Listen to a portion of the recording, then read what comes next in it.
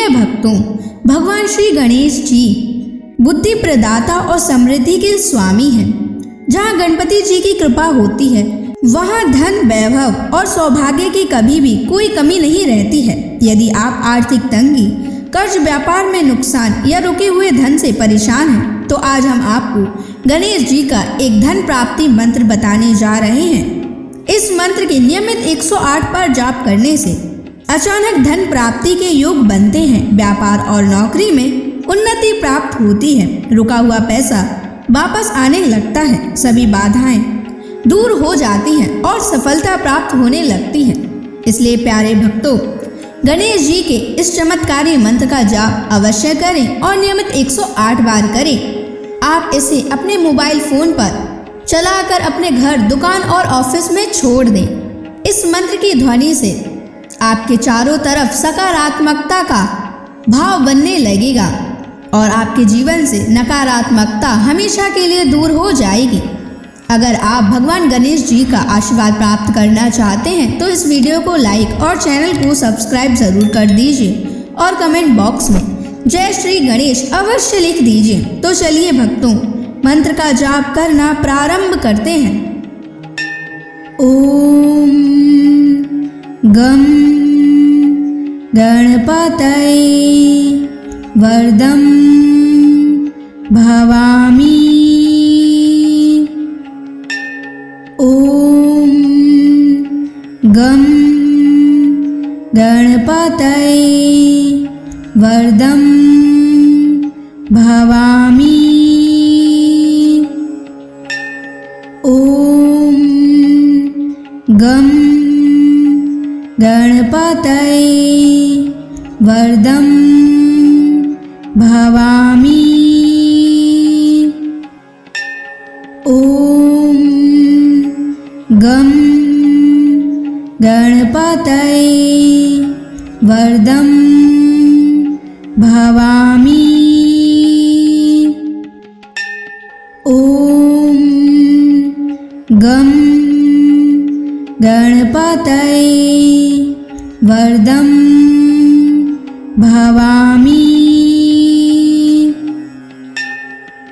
ओम गम गणपतये वरदं भवामि। ओम गम गणपतये वरदं भवामि। ओम गम गणपतये वरदं भवामि। ओम गम गणपतये वरदं भवामि। ओम गम गणपतये वरदं भवामि। ओम गम गणपतये वरदं भवामि। ओम गम गणपतये वरदं भवामि। ओम गम गणपतये वरदं भवामि। ओम गम गणपतये वरदं भवामि। ओम गम गणपतये वरदं भवामि। ओम गम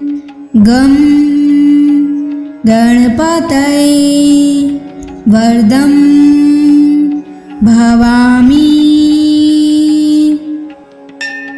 ॐ गं गणपतये वरदं भवामि। ॐ गं गणपतये वरदं भवामि। ॐ गं गणपतये वरदं भवामि। ॐ गं गणपतये वरदं भवामि। ॐ गं गणपतये वरदं भवामि। ॐ गं गणपतये वरदं भवामि। ॐ गं गणपतये वरदं भवामि।